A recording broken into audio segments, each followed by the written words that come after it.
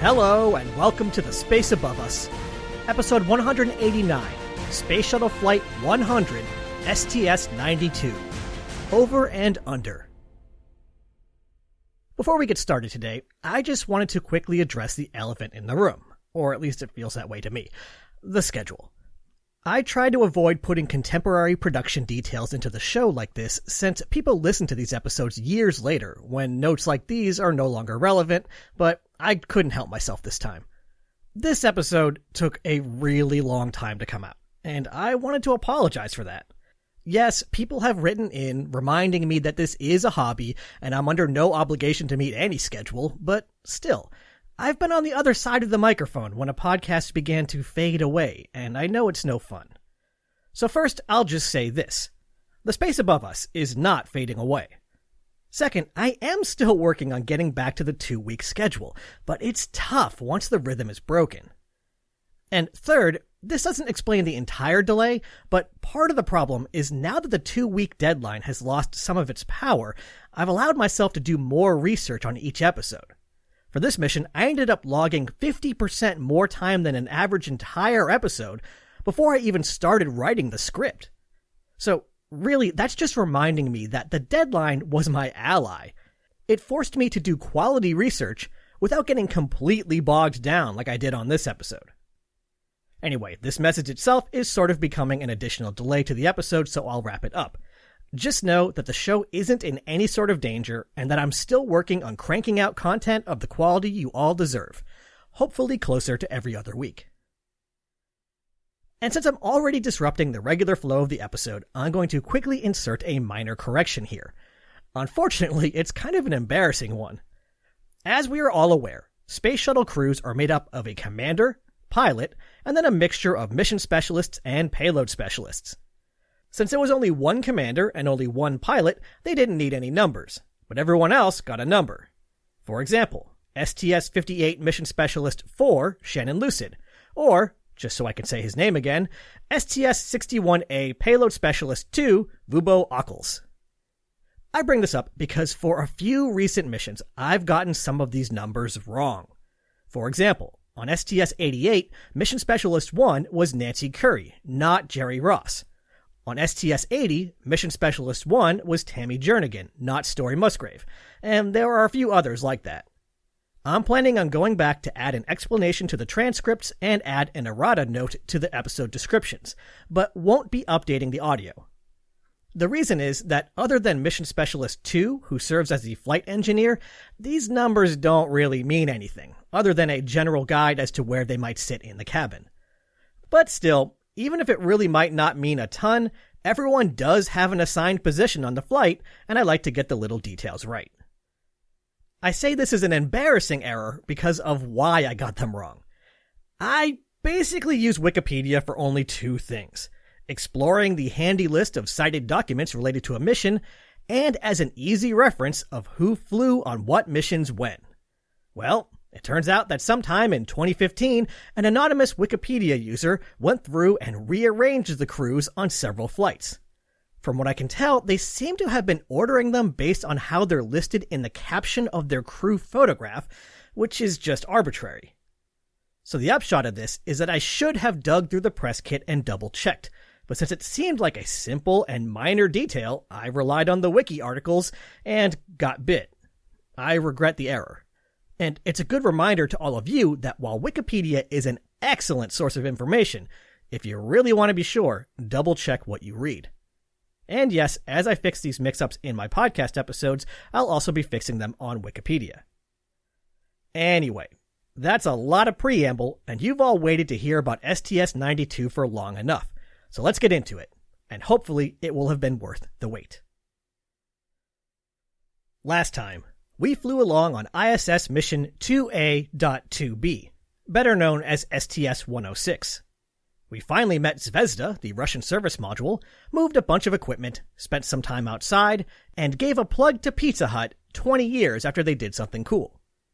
On today's mission, we won't talk about pizza at all, but we will talk about the first American additions to the ISS since the launch of Unity nearly 2 years earlier. Today's flight is the long-awaited third assembly mission of the International Space Station. The mission was intended to fly years ago at this point, but delays with the Russian service module Zvezda forced NASA to kick the STS-92 can down the road. And as we saw, the delay got long enough that several intermediate missions were added in between 2A and 3A, giving us 2A.1, 2A.2A, and 2A.2B. STS-92 mission specialist Bill MacArthur joked that as the crew waited for their chance to fly, they called these missions the Terrible Twos. But Zvezda is here now. The bottleneck is resolved, and now we're going to see a flurry of activity up at the ISS. On today's flight, we'll be focusing less on transferring equipment and supplies and more on augmenting the capability of the station itself, with the addition of the Z1 truss and pressurized mating adapter 3, which will be placed on the top and bottom of the station, hence the episode's title. And while the bottleneck is resolved for now, mission specialist Jeff Weissoff points out that it is always a looming threat. He said, quote, "On past shuttle flights, we used to fly individual payloads, and if something went wrong, you just brought the payload back, fixed it, and flew it again later. Now, with the space station assembly, we have this long string of flights where every flight depends on the one in front of it. So you feel a lot of pressure. You don't want to be the one who holds up the assembly line. There are only so many things you can do to deal with contingencies on orbit. If you get a bolt that is really stuck and you don't have a tool to saw it off or something, you could end up holding up the line. There's always this holding your breath that every part of the assembly is going to work." End quote. Just to add to that, I think it's pretty interesting that Weissoff would view an assembly problem that couldn't be solved with the tools made available as a failure of the crew. It really gives you some insight into the mindset of the astronauts. And speaking of the crew, we've already heard from two of them, so let's meet the whole gang. Commanding this mission is Brian Duffy. Like all commanders, Duffy is a familiar face, most recently flying as commander of STS-92, which retrieved the Japanese satellite Space Flyer unit in 1996. Since this is Duffy's fourth and final flight, I wanted to share some thoughts on his leadership style from the mission's pilot, who we'll be meeting in a moment. She said that with some people, you look at their leadership style and think, wow, what a good leader. But with Duffy, he would subtly finesse the crew such that everyone seemed to have the right idea on their own in the first place. The result was that his influence faded into the background, and instead of the crew remarking on his good leadership, they would end up thinking, aren't we a great team? It's an interesting insight and surely the sign of a skilled leader, and I'm sure Duffy brought that to whatever challenges came next. Eagle-eared listeners may have picked up on the pronoun in that previous section, and yes, today's pilot is the third and sadly last of the female shuttle pilots, Pam Melroy. Pamela Melroy was born on September 17, 1961 in Palo Alto, California. 8 years later, she watched the live TV coverage of Apollo 11 landing on the moon and decided at that moment to become an astronaut. Since at the time all astronauts were military test pilots, she planned her whole life around becoming a military test pilot, despite the fact that at the time women were not allowed to become military test pilots. As she tells it, she benefited from lucky timing, with doors opening shortly before she arrived at them. Notably, the Air Force began allowing women pilots in the mid-1970s, and she started pilot training in the mid-1980s, by which time women had moved up into middle management, reducing the friction on her career. I should also mention that just before starting that pilot training, she earned a bachelor's degree in physics and astronomy from Wellesley College and a master's in earth and planetary sciences from MIT. She then joined the Air Force, where she would eventually attain the rank of colonel. But first, she flew the KC-10 for 6 years and flew in Operation Just Cause, Operation Desert Shield, and Operation Desert Storm before graduating from the Air Force Test Pilot School at Edwards Air Force Base. Sure enough, with her goal of becoming a military test pilot achieved, NASA came calling in 1994. This is her first of 3 missions. Before continuing with the crew, I wanted to share a couple of short anecdotes from Melroy's oral history interview that highlighted that while women were now indeed flying the space shuttle, full equality hadn't quite yet been achieved. She mentions how on several occasions she would interact with ground support folks on her way to or from flying a NASA jet, and they would make some passing comment about a broken jet or coming in late the other night. The comment would puzzle Melroy until she realized that the maintenance guy had confused her with one of the other two women pilots. In their mind, there was just one of them. Eileen Collins and Susan Still reported similar interactions, with Still joking, "I didn't have the brain that day. I gave it to one of the other two bodies." But to balance out that less than inspiring anecdote, Melroy also talked about how, while she suffered with credibility issues and skepticism in the military, she didn't encounter any of that in the astronaut office. She attributed part of that to astronauts being very smart people, who quickly sized her up, realized she would be commander one day, and thus potentially their bosses. Always a good idea to be nice to the boss. Throwing off the usual seating, we next head down to the middeck and find Mission Specialist 1, who was not Koichi Wakata, anonymous Wikipedia editor, but rather Leroy Chow. When we last saw Chow, he was flying on STS-92 with Commander Duffy, but for much of the time since that mission, he's been working on STS-92. In a pre-flight interview, he said that he had been involved in development as an EVA lead for 3 years, following it even before being formally assigned to the flight. Once we get to the complex EVA choreography later in this episode, you'll see why. This is Chow's third of 4 flights. Moving back up to the center of the flight deck, we find Mission Specialist 2, Bill MacArthur. When we last saw MacArthur, he was helping to deliver the docking module to Mir on STS-74, which means he is in the exclusive club of spacefarers who have visited 2 space stations. One thing I like about MacArthur is that he likes to talk, sitting for a whopping 9 oral history interviews, some of which provided extra details for this episode. This is his third of 4 flights. Moving back down to the middeck, we find another member of the 2 space station club, Mission Specialist 3, Jeff Weissoff. When we last saw Weissoff, it was on STS-81, retrieving a grateful John Blaha from Mir and delivering Jerry Lininger, who didn't yet know what he was in for. This is Weissoff's 4th and final flight. Mission Specialist 4, Michael Lopez Alegria, spent the entirety of his previous mission cooped up inside Space Lab on STS-73, the second U.S. microgravity laboratory mission. And now he's making the ride to space cooped up on the nearly windowless middeck. So I'm sure he's grateful that on this flight he'll have the opportunity to head outside and stretch his legs on 2 EVAs. This is his second of 3 flights on the shuttle, but he'll also go on to fly on a Soyuz to the ISS and fly the SpaceX Dragon twice for missions with Axiom Space, where he is still active at the time of this recording. Last but not least, for Mission Specialist 5, we again head back up to the aft starboard flight deck next to Bill MacArthur, where we find Koichi Wakata. Wakata's previous flight was STS-72. That means that with Duffy, Chow, and Wakata, 3 of the 7 members of this crew just flew together on their previous missions. This is Wakata's second of 3 launches on the shuttle, but like Lopez Alegria, he's still active. A little under 2 years before this recording, he flew on SpaceX Crew 5 to the ISS as part of Expedition 68.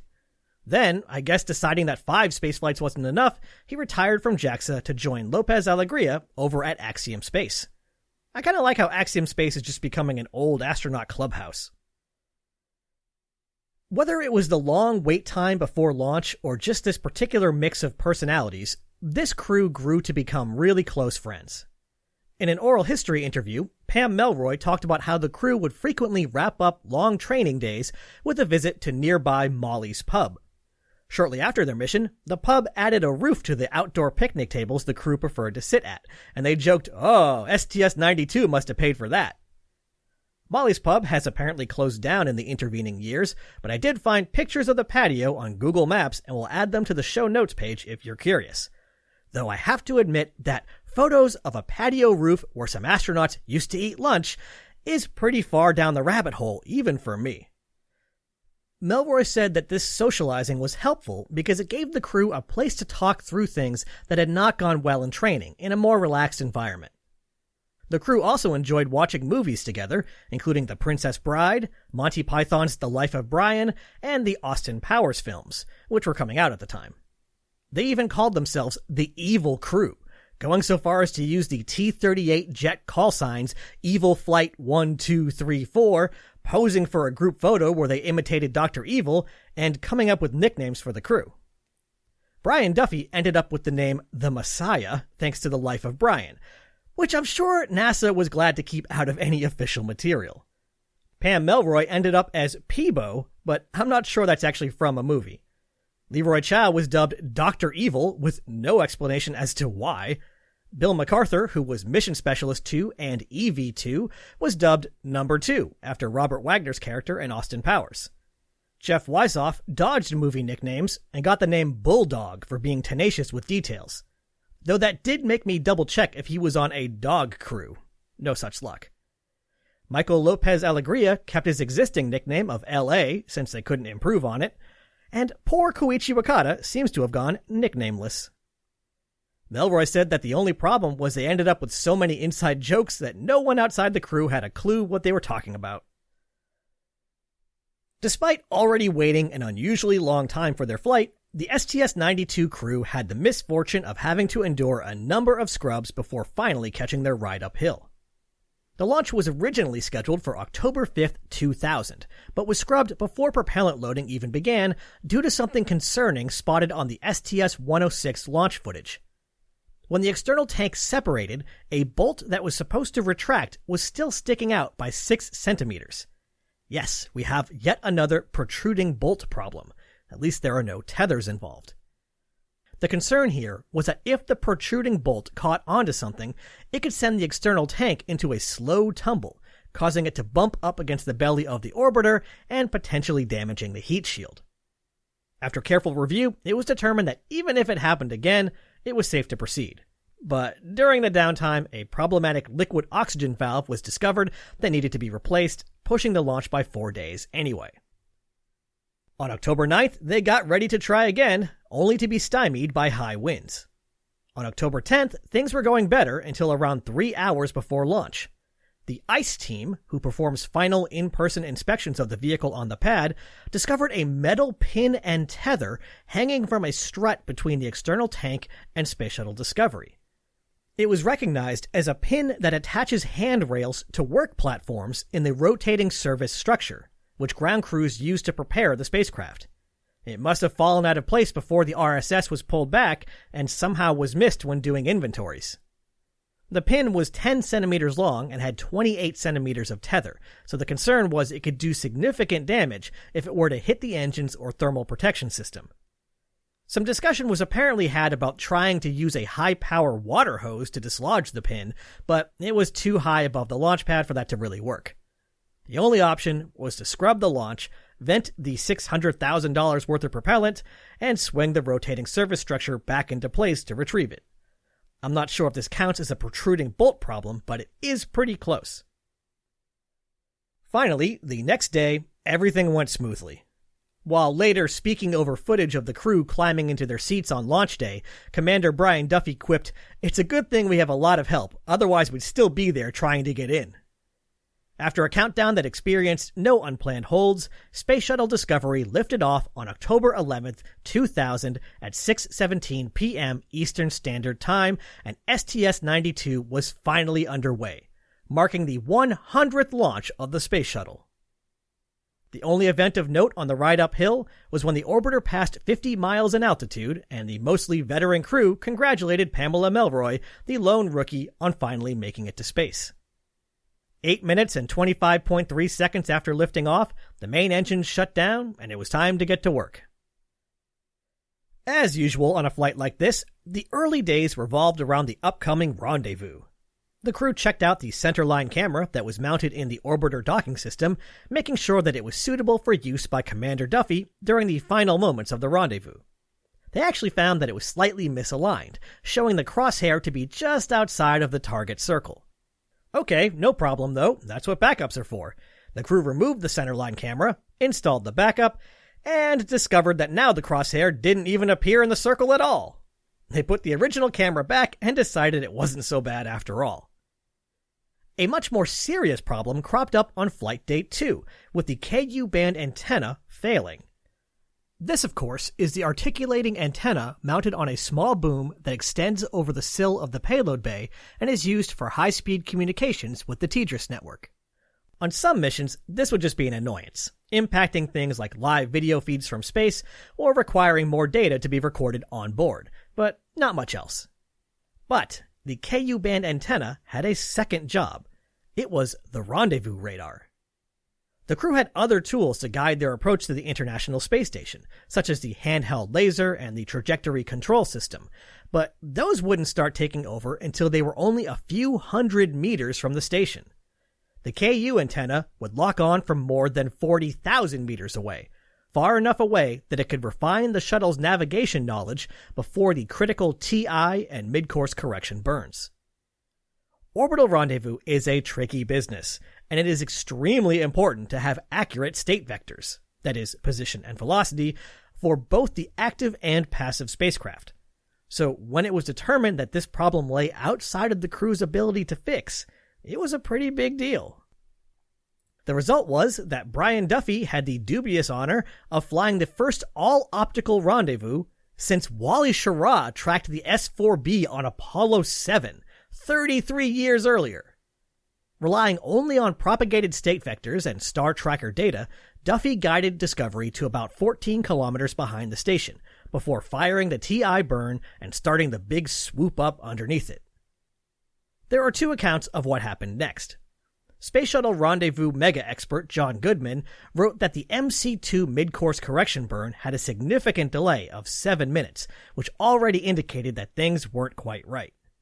At MC-3, the commander looked through the crew optical sight to locate the ISS. Since Discovery was pointed to where it thought the ISS was, this was a great intuitive indicator of how much error there was in the state vectors. Instead of being right on the crosshair, it was 6 degrees high, indicating that the orbiter was coming up short.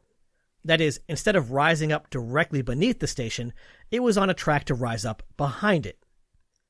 This required 12 plus X pulses of the aft RCS thrusters, changing the orbiter's velocity by 37 centimeters per second.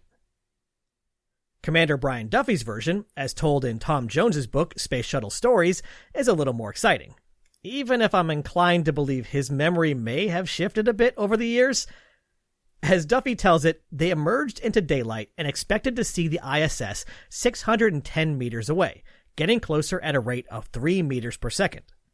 Instead, he saw nothing. Someone on the flight deck even said, "Where is it?" They found it forward of where it was supposed to be, and Duffy realized he had a very short window to fix this, and began commanding thruster firings. All the ground could see was jets firing and propellant depleting. Duffy didn't try to talk to them, and they didn't try to talk to him. There wasn't enough time. It was all on him. Duffy said that the aft thruster firings sped them up like a bat out of hell, which means now we know that bats depart hell at a rate of 37 centimeters per second.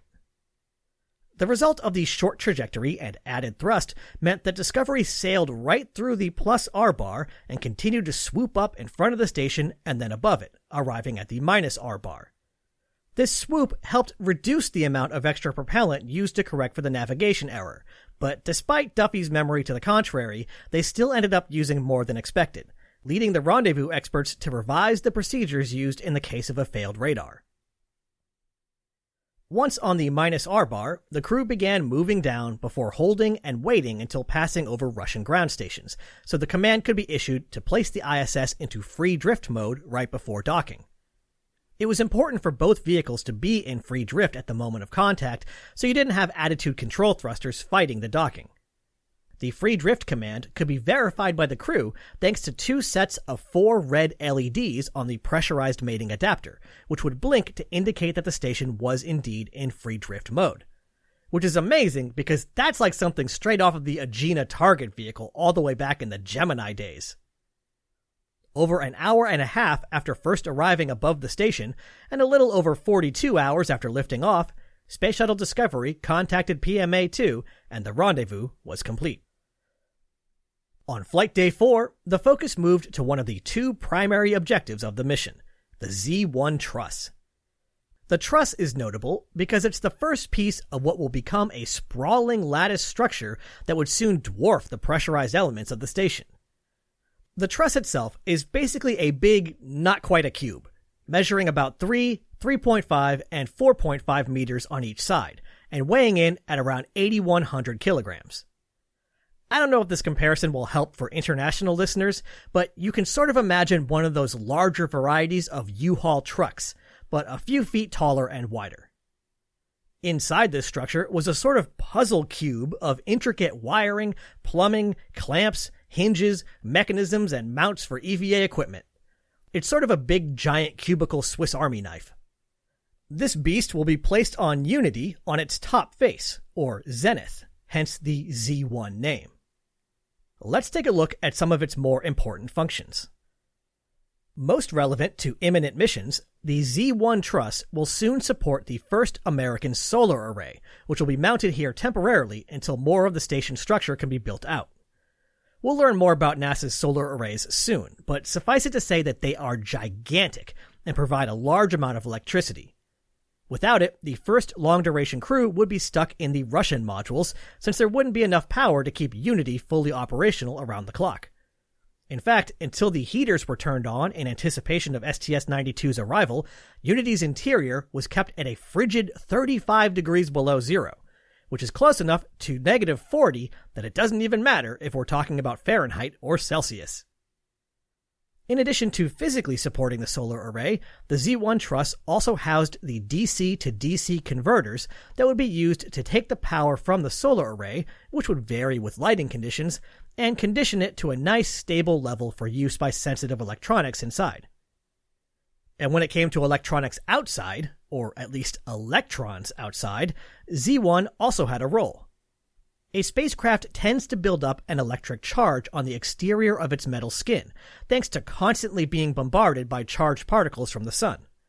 This charge can cause problems for visiting vehicles, which want to avoid getting blasted with static discharge upon contact with the station, just like when you reach for a metal doorknob in the winter. But also, since the exterior of the station isn't one homogeneous metal surface, there would be a risk of localized charge buildup and arcing between different parts, which isn't good for anything. The solution is a couple of plasma contactor units, which expel small amounts of xenon plasma. I'm not going to get into all the physics of how this works, because then you'd realize that I don't know all the physics of how this works. But let's just say that this expelling of plasma allows the station to maintain a neutral charge, preventing all sorts of potential problems. The Z1 truss also contained communication systems for the S-band and KU band, including associated antennas. We'll be getting to know them better once we get to the EVAs. And finally, at least for now, the Z1 truss was also the home of 4 control moment gyros. Of course, we're pretty familiar with CMGs now, having seen them on Skylab and Mir. These 4 devices were mounted on 2 degree of freedom gimbals and would spin at around 6,600 revolutions per minute, building up nearly 5,000 Newton-meter seconds of angular momentum. They wouldn't be activated until a few missions down the line, but when they are, they'll be able to use their large angular momentum to help control the attitude of the ISS without using propellant. At least, not as much as would be needed if they relied entirely on thrusters. The CMGs would still occasionally need to rely on thrusters in the Russian segment to help desaturate their momentum, which basically means, hey, I can't spin any faster. I'm going to slow down, which will make us start turning. Please cancel this motion out with thrusters. That's CMG speak. Before the Z1 truss could be moved into position, however, the crew had to deal with an unexpected problem.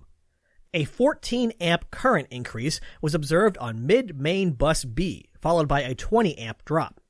Orbiter Interface Unit 1, which is how a bunch of equipment gets its power, was fried. Even worse, so was the Orbiter Space Vision System, or OSVS, the device that uses camera views of strategically placed dots on the exterior of space hardware to help determine their precise location. The malfunction also shut down Cabin Payload Bus 3, which took out the keel camera, which looks up from the bottom of the payload bay, the camera on the side of the robot arm, the Orbiter Docking System centerline camera, and one of the heaters on the DC conversion equipment we'll be installing later. The problem ultimately caused a delay lasting a little over 2 hours, with crew members having to open up panels and literally rewire cables using tiny, easy-to-lose pins. Given the delicate nature of the fix and importance of the OSVS, tensions were a little high, both on orbit and on the ground. Thankfully, all the extra training paid off, a backup OSVS was set up, and all that was lost was the keel camera, which wasn't essential. Recalling the mission in an oral history interview, pilot Pamela Melroy said that they used every piece of flight data file they carried, which was really unusual. Quote, "A lot of times you carry books that you never touch. They're there in case of an emergency. We used every single book, including the malfunction books." 2 hours later, the problem was solved and it was time to get to work. Mission specialist Koichi Wakata operated the remote manipulator system, guiding the end effector onto a grapple fixture on the Z1 truss. With Bill MacArthur operating the OSVS and Michael Lopez Alegria peering through a porthole in the ISS, Wakata had some extra support and was ready to move the truss. This was such a sizable piece of equipment that moving it into position had to be done in stages. The orbiter was set to free drift mode, disabling its attitude control thrusters, and Wakata raised the Z1 truss up to the low hover position. Once stable, attitude control was then re-enabled to get them back to the desired attitude. Once the attitude was fixed, free drift mode was again enabled, and Wakata moved the truss to the pre-mate position, before again pausing for attitude cleanup.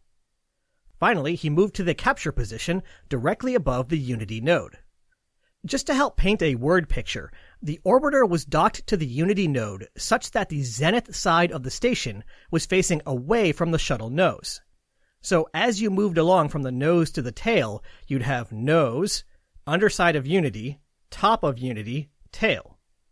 I don't know if that helps or hurts, but I'll include a picture in the show notes page. So now, with the Z1 truss on the verge of arriving in its permanent home, we get to talk about how it will actually attach to the station. It's time to introduce the Common Berthing Mechanism, or CBM. As we've seen over the years, there are a number of different ways to attach spacecraft together. We first saw this with receptacles in the nose of Gemini 8 finding latches in the drogue of the Agena as Neil Armstrong executed the first ever docking in space. Bet you didn't expect to see 2 Gemini references in this episode, but here we are. Later, we became familiar with the intricate and somewhat finicky probe and drogue design used on the Apollo CSM, LEM, and Skylab. Then we put our heads together with our Soviet colleagues and came up with APAS, the Androgynous Peripheral Attach System, allowing both American and Soviet spacecraft to dock. This design was slightly upgraded before being incorporated into the pressurized mating adapters that are used to connect the US and Russian segments of the ISS, as well as docking visiting vehicles. The PMAs are handy because they come with support systems that can handle a vehicle that's basically going to slowly crash into it. They capture the mating adapter on the other vehicle, absorb the impact, and damp out any residual motion. But most of the time, you don't need to be crashing 2 pieces of structure together. In fact, most of the time, you don't want that. You want to very gently bring them together and then securely attach them. That's where the common berthing mechanism comes in. They don't have any sort of shock absorbers or damping, but they have a larger internal diameter, a much shorter length, and are suitable for holding stuff in place for decade after decade. And it's the CBMs that really hold pressurized modules together on the ISS, at least on the US segment. In fact, while one end of the PMAs is the APAS docking system, the other end is a CBM. So, you guessed it, it's time to learn how the CBM works. One major difference between the CBM design and the APAS design is that the APAS is androgynous. Any APAS can dock with any other APAS. With a CBM, there's an active side and a passive side, so you have to get the matching right. But any active ring can be berthed with any passive ring. To best explain how the connection works, let's walk through the process, conveniently using the Z1 truss as an example. On the zenith, or top side of the Unity node, there is an active CBM, and on the bottom of the Z1 truss, there is a passive CBM. Once Koichi Wakata placed the 2 rings close to each other using the remote manipulator system, Pam Melroy used a laptop on the flight deck to command the first ever on-orbit capture of a CBM. First, 4 small latches reach out from the active ring and grab onto the passive ring, pulling it in closer and making sure everything is aligned. Next, 16 large bolts spaced evenly around the circumference of the ring extend from the active ring into receptacles on the passive ring, torquing to around 6,700 newtons in what's called the acquire bolt preload phase.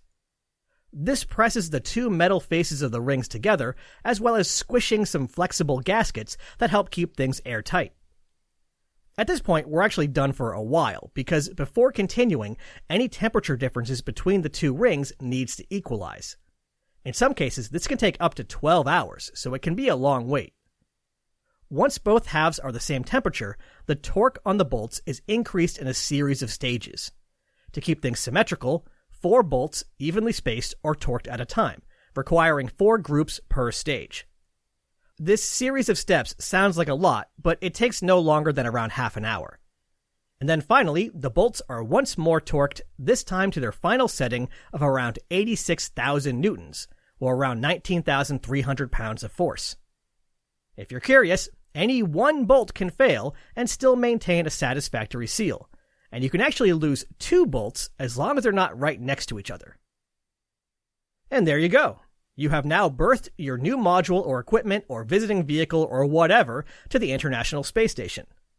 And now that you know how this works, you'll see why space nerds so often correct folks when talking about docking versus berthing. The Space Shuttle, Crew Dragon, and Starliner dock with the ISS because they fly themselves in and connect using a system that includes shock absorbers and dampers. Something like the upcoming US laboratory module, or certain cargo vehicles like Cygnus, the Japanese HTV, or the original Cargo Dragon, must be snagged with the robot arm, gently placed in position, and then this lengthy process of cranking up the torque on 16 bolts is performed, holding the structure in place. With the Z1 truss successfully berthed, the plan originally called for the crew to head inside to the ISS to transfer a few things and do some setup. But with the delay caused by the electrical problem, that'll have to wait until flight day 9. The next day, it was time for the first of 4 complex EVAs. Honestly, I know the Hubble servicing spacewalks tend to get the top-level attention, but if these EVAs are any indication of the complexity we can expect during ISS construction, we've got a lot of interesting stories ahead of us. Both EVA crews were cross-trained, so in the unlikely event that someone wasn't able to head outside, everyone knew how to handle every part of the job. In fact, this crew might be a little too well-trained. With the long wait for this mission to fly, the crew just sort of kept on training. As elite athletes can attest, one has to be careful with these sorts of things, since overtraining is possible, and the goal is to time things such that the crew is at their peak right when their mission begins. The EVA trainers actually tried to cut them off, saying that they were fully trained. But, as Bill MacArthur tells it, the spacewalking crew members were concerned about their skills getting rusty, so insisted on more time in the pool. The result is that, according to MacArthur, a simple EVA might require 5 hours of training for every hour outside in space, and a complex one might be 8-to-1. But by the time they launched, the STS-92 EVA crew had trained 17 hours for every hour they spent outside. So needless to say, they were eager to get started. The first duo to head outside were Leroy Chow and Bill MacArthur, who were soon making their way over to the Z1 truss. The truss was now physically attached to Unity, but there was still a lot of work left to do on it. The work on the Z1 truss can best be characterized as unpacking. In order to physically fit into the payload bay and to best withstand launch and, if needed, landing forces, some stuff was stuck in temporary locations and needed to be moved. One example of this is the S-band antenna sub-assembly, which is either SASA or SASA, but I'm not saying SASA. In this case, MacArthur held onto the sub-assembly, Chow removed 8 bolts that kept it attached to the truss, allowing MacArthur to pull it away from the structure. Chow then helped MacArthur rotate it 180 degrees and mount it onto its new stowage location. And actually, that's just another temporary location, with final placement being done by a future crew. Once the S-band assembly was out of the way, the duo moved the DDCUs, the direct current converters, to where the S-band equipment used to be. Without a good visual of all this, it sort of sounds silly that everything needed to be shuffled around from location to location, but what do I know about truss making? One thing that's sort of interesting about these moves is that once a piece of equipment was disconnected, the clock was ticking. A lot of space hardware requires heating or cooling and can't just hang out on its own indefinitely. So for example, the S-band assembly could only be disconnected for an hour before it would be toast. There was plenty of time, but still, it struck me as weirdly high stakes. The next comm system to attend to was the Space-to-Ground Antenna, or SGANT, or maybe SGANT. It's actually sort of a funny name, since this antenna would be used to communicate with TDRS satellites 36,000 kilometers above the ground. But since TDRS satellites then relay the signal to the ground, I suppose the name Space-to-Ground still works. Before deploying the antenna, a large parabolic dish had to be attached to the end of a boom by the crew. MacArthur noted that this actually made him a little nervous, since this dish was somewhat fragile, but the installation went smoothly and the dish was soon in place. Chow and MacArthur then manually extended the large boom, swinging it out on a large hinge. And it is here, as Leroy Chow and Bill MacArthur extend the Ku-band antenna boom, that we have to take a somewhat unexpected detour. And that's because while I was squinting at photos of this EVA, I noticed something strange. Mounted on the large white structure is a white plaque with black text in all capital letters that reads, Gregory A. Rozuski, in loving memory of and memorial for the tremendous contributions made to the success of the Z1 and P6 hardware from his colleagues and friends on the 3A/4A team. So, of course, this piqued my interest, and I started searching around for Gregory A. Rozuski.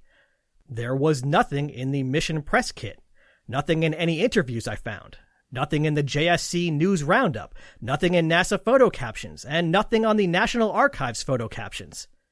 So then I started searching online and came up with nothing from various search engines and social media. I even dipped into the forums on nasaspaceflight.com, home of all sorts of space mega-nerds. Nothing. At this point, the sane thing to do would have been to move on, since I still had a lot of episode left to research and write. But this really bugged me. So I started checking old newspapers in the areas around the Johnson Space Center and Kennedy Space Center, even briefly buying a subscription to some website that catalogs old newspapers. And I found him. So, here's what I found. Gregory Anton Rozuski was born in Milwaukee, Wisconsin in 1959. He lived in Los Angeles for some time before making his way to Titusville, Florida, just across the river from the Kennedy Space Center. He and his wife Joyce, who also worked for the space program, actually built their own house there, which is pretty impressive. He spent 20 years working for Boeing, most recently as a project manager leading a team responsible for developing parts of the ISS.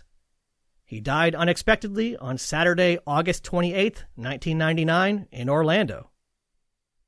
I'm not really sure what drove me to do this, but I just sort of felt like this guy deserved to have some corner of the internet who knew who he was. And it also serves as a reminder that while nearly all of the attention falls onto the lucky few who get to close and lock their visors and initiate O2 flow, human spaceflight wouldn't exist without the efforts of hundreds of thousands of people all going about their lives and tending to their one little corner of the endeavor. As far as I can tell by examining photos from later missions, his plaque remains mounted to the side of the Ku-band antenna boom to this day. Okay, detour complete. Let's wrap up this EVA. The comm systems Chow and MacArthur deployed won't actually be activated until a few missions down the line, but the hardware was now safely set up and ready to do its job. With the comm systems, DC converters, and other odds and ends like umbilicals and storing EVA equipment all taken care of, the duo headed back inside, ending a spacewalk lasting 6 hours, 23 minutes, and 53 seconds. The next day, the crew had another complex EVA on their hands, but this time it was Jeff Weissoff and Michael Lopez Alegria heading outside. While it wasn't the main focus of their spacewalk, Weissoff and Lopez Alegria actually first made their way over to the Z1 truss. Once there, they released some latches on top that would be used to hold the P6 solar array on the following mission. Obviously, if there was a problem with this mechanism, it would be best to find it now.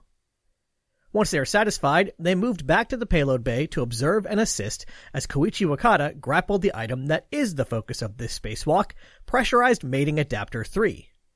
Of course, we know PMA-1 and PMA-2, which launched already attached to the Unity node. PMA-1 connects Unity to Zarya, and PMA-2 is what Discovery docked with for this mission.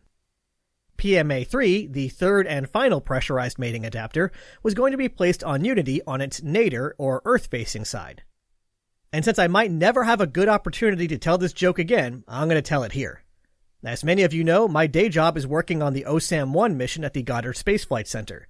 OSAM-1 is kind of a weird mission for Goddard, since we typically build Earth and solar science satellites that are sent up to space, checked out, and then point at their objective and collect data for 20 years or whatever. Or, as one person on the mission colorfully put it in a quote that I am paraphrasing, OSAM-1 isn't like a lot of other Goddard missions, where the ConOps is pointin' nadir, takin' dater. PMA-3's placement here was essential because it's where Endeavour would be docking on the next flight. If it tried to dock at PMA-2, its big giant tail would be in the way when they tried to attach and extend the new solar array from Z1. See what I mean about every mission being a bottleneck now? Z1 and PMA-3 are required so you can attach the solar array, which is required so you can power the US laboratory, which is required so you get the idea. This installation was going to be particularly tricky though for a couple of reasons. First, PMA-3 was launched in a pallet that had pretty tight tolerances, so Wakata would have to be very delicate with the robot arm controls as he pulled it up. This is why Weissoff and Lopez Alegria are positioned right on either side of it, so they can keep an eye on things and help Wakata deal with the limited view. But the view would get even more limited once Wakata began moving PMA-3 to its destination. Remember the orientation of the orbiter and ISS I described earlier? PMA-2 is essentially sticking out of the payload bay with Unity above it, expanding in width, and with Z1 sticking out of Unity more or less over the middle of the payload bay. But this means that PMA-3, headed to the other side of Unity, would essentially be right over the crew cabin. Because of the geometry of the flight deck windows and the robot arm cameras, Wakata's final movements with PMA-3 would be done completely in the blind, with only the EVA crew to guide him. As usual though, all the practice and simulations paid off, and PMA-3 soon became the second piece of space hardware to be birthed to the International Space Station. Recalling his time outside, Lopez Alegria said, quote, "The only time you can really appreciate the size of the space station is when you're out on the arm, away from it. The farther away, the better. The size of the thing, the three-dimensionality, and all the detail, the wires and cables and fluid lines and connectors, it's pretty complicated. You're thinking it's amazing that this thing is even up there." 7 hours and 6 minutes after the EVA began, the airlock was once again sealed up and another successful day was on the books. Another day, another EVA. This time with what might be the first case of a piece of hardware unintentionally drifting away from the ISS. Bill MacArthur was out in the payload bay waiting for Leroy Chow to follow him out of the airlock when some motion caught his eye. A depressurization valve cap about the size of a coffee cup came drifting out of the airlock, slowly bounced off the robot arm, and began moving generally towards MacArthur. He said he remembered thinking, resist the temptation to leap out and get it. That would be bad. No one likes creating new space debris, but the cap wasn't essential. For the next EVA, they just taped over the valve and used a different one for depressurization. While we're out here with Bill MacArthur, he of many oral histories, I've got another fun quote from him. As he got to work, he took a look around the payload bay.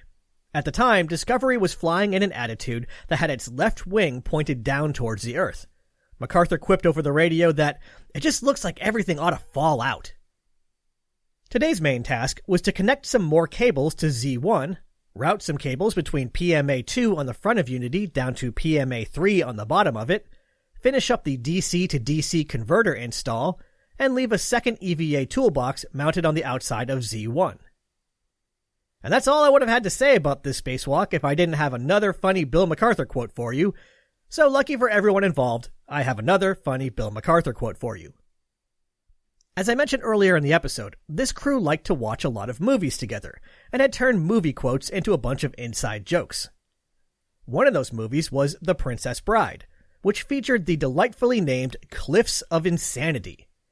So, fast forward to the third EVA, and Bill MacArthur is struggling to stow a tool on the outside of a toolbox.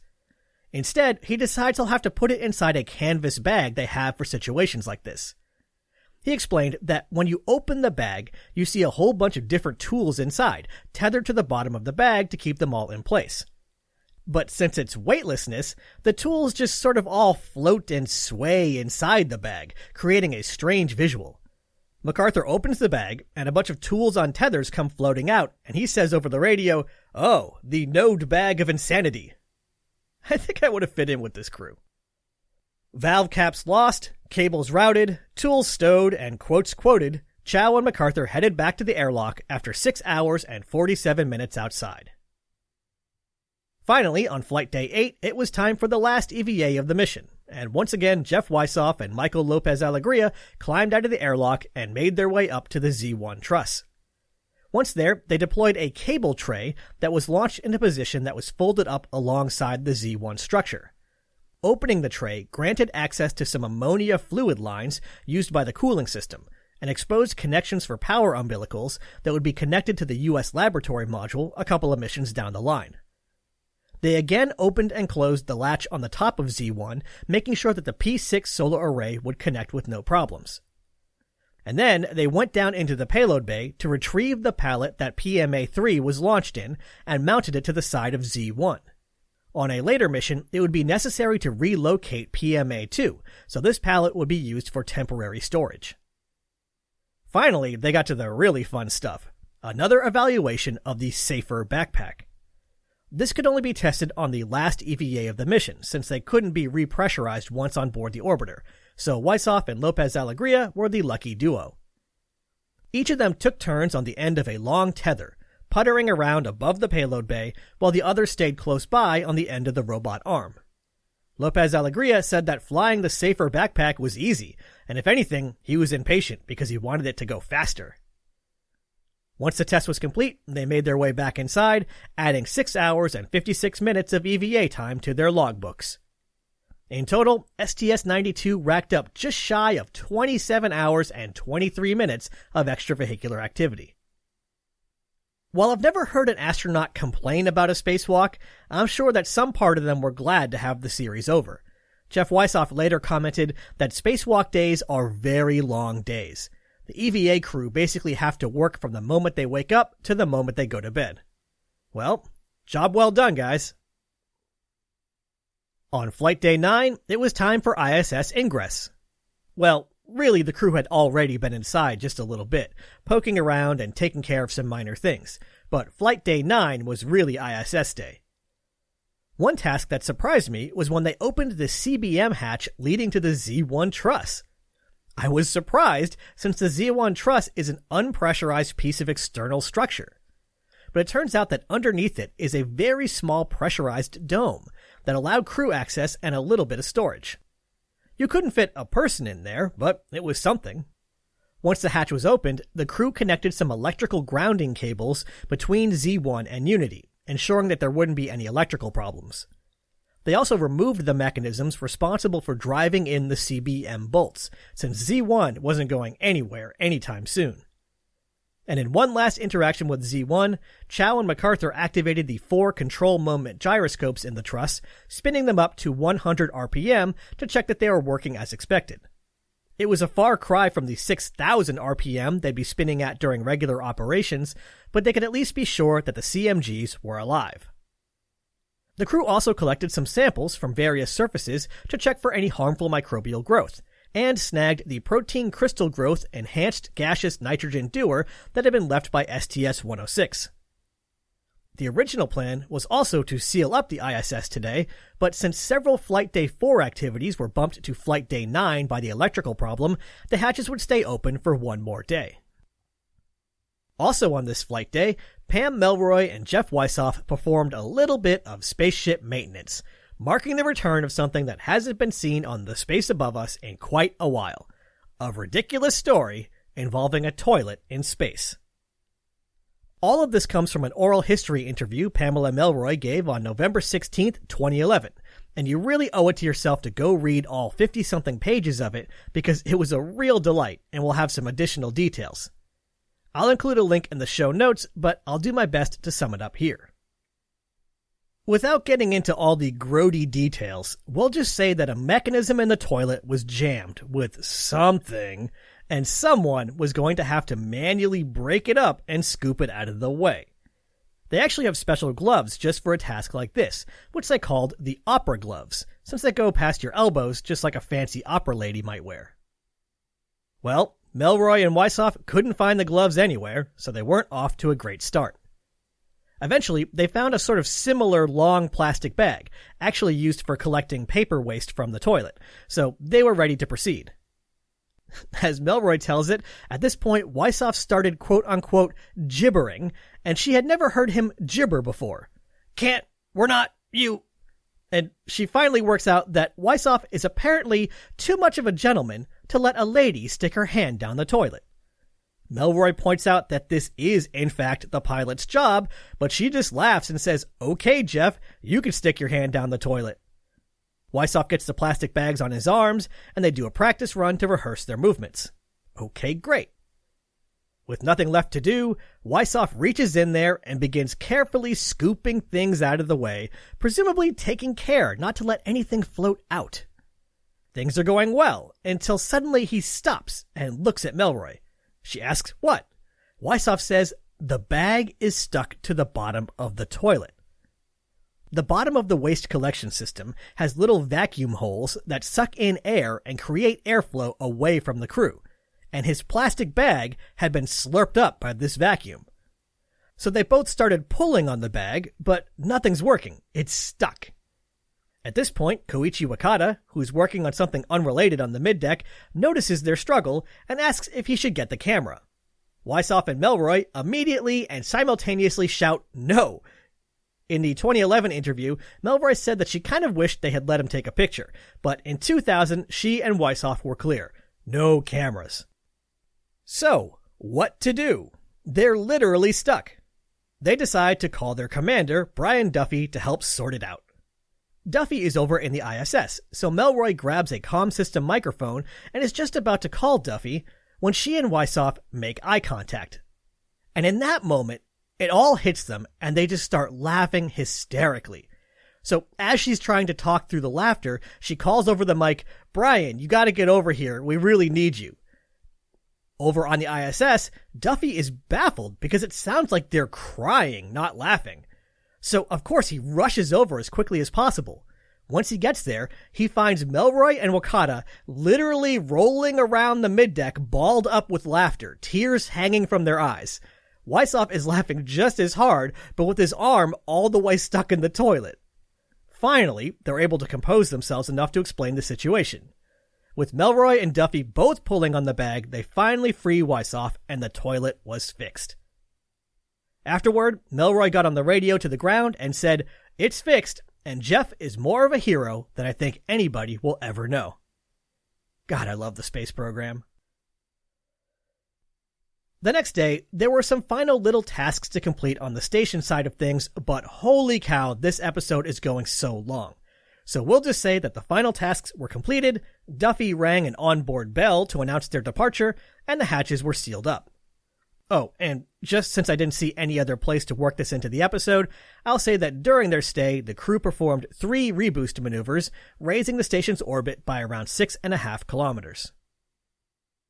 I'm not exactly sure what the details were here, but the crew were really rushing the clock to hit an on-time departure. Melroy recalls that they had a 5-minute window in which to do it, because if the space station didn't take itself back out of free drift mode, it was important that the Russian ground controllers have comm so they could re-enable it.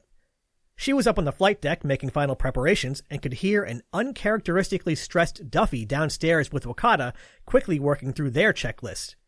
They ended up making it with around 5 or 10 minutes to spare. So after a long work week at the ISS, the switches were flipped, the ODS released, and Space Shuttle Discovery was flying free again. Melroy joked that the only time they let the pilot fly is when they're getting further away from the station.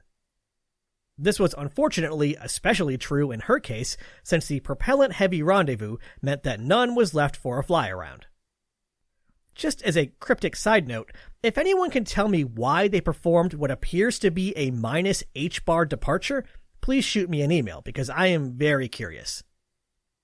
Anyway, Melroy eased Discovery out to around 50 meters, blipped the thrusters in a plus X maneuver, and the ISS was soon a bright point of light on the horizon. As of 2024, it would be the last time the International Space Station was left without a crew. Once they left the ISS, the crew found themselves with an unexpected amount of free time. Flight Day 11 was the usual sort of relaxation day before the intense work of coming home, and then landing was waved off on Flight Day 12 due to strong crosswinds at the Kennedy Space Center, blowing at 37 kilometers per hour. The next day, KSC still had high winds, so they were directed to land at Edwards, which ended up having so much cloud cover that they were waved off again. Finally, on Flight Day 14, Space Shuttle Discovery sailed through an uneventful re-entry, landing at Edwards Air Force Base and breaking a streak of 23 Kennedy landings. Total duration was 12 days, 21 hours, 42 minutes, and 42 seconds. Commander Duffy joked that they didn't launch on time and they didn't land on time, but they did do everything right. Next time. It's a mission looked forward to by people both then and now, so I'll try not to keep you waiting too much longer. After years of planning, design, and assembly, it's finally time for the first long-duration crew of the International Space Station to arrive. It's time to go on an expedition. Ad Astra, catch you on the next pass.